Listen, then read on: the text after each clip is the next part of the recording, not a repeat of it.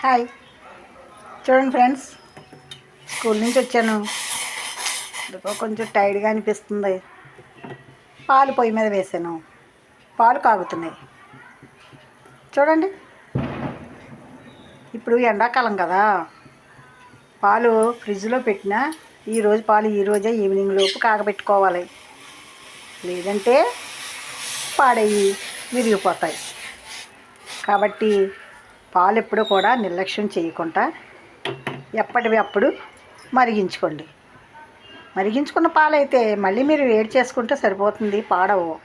అదే పచ్చిపాలు వదిలేస్తే అవి విరిగిపోతాయి. నిన్న అలాగే మొన్న ఊరు వెళ్ళిపోయాను, ఆ రోజు పాలు అలా ఉండిపోయాయి. నిన్న పాలు తీసుకొని అవి ఇవి మరగబెడితే ఒకరోజు పాలు విరిగిపోయాయి.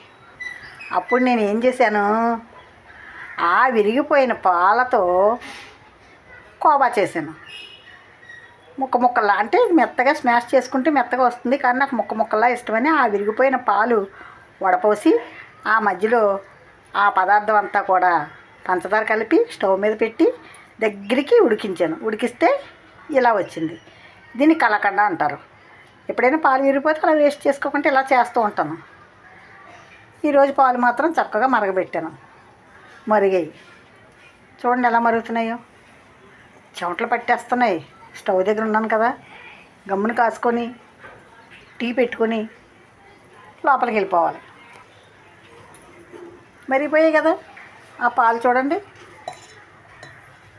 వేరే గ్లాసులోకి తీసేస్తున్నాను. ఇంకా నా దగ్గర వేరే పాలు ఉన్నాయి.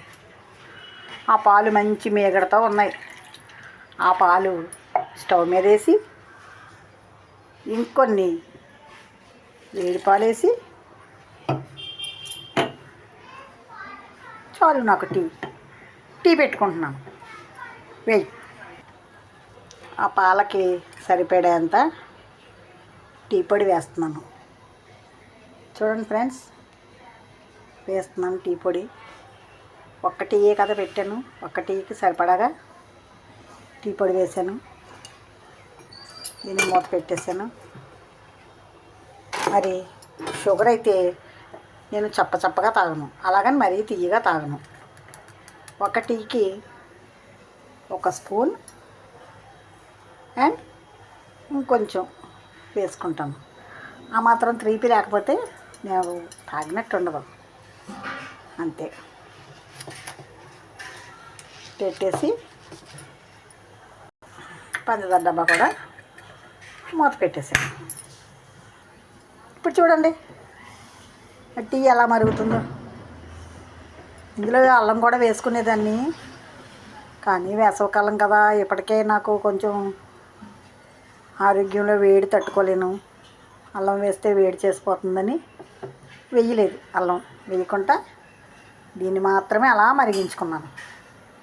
చిక్కగా చక్కగా రుచిగా ఉండేలా పెట్టుకుంటాం టీ. చూడండి, అది అలా మరుగుతూ ఉంటే కలర్ కొంచెం మారుతూ ఉంటుంది. అది కలర్ మారి మనకి కొద్దిగా స్టవ్ ఫ్లేమ్ పెంచుకుంటే మంట అది బాగా మరుగుతుంది. మరగా పడి మంచి కలర్ వస్తుంది. ఆ కలర్తో పాటు మంచి వాసన కూడా వస్తుంది.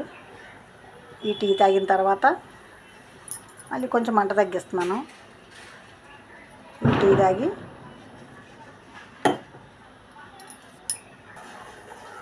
టీ తాగి మళ్ళీ ఇంటి పని, వంట పని చేసుకోవాలి. ఈరోజు మిషన్ కుడదాం అనుకుంటున్నాను ఫ్రెండ్స్. మరి ఆ భగవంతుడు నాకు ఎలా సాయం చేస్తాడో. Okay, bye again. Good evening to all. నా ఛానల్ నచ్చితే లైక్ చేసి షేర్ చేయండి ఫ్రెండ్స్. సబ్స్క్రైబ్ మాత్రం చేసుకోవడం మర్చిపోవద్దు. Hi, good evening, bye friends.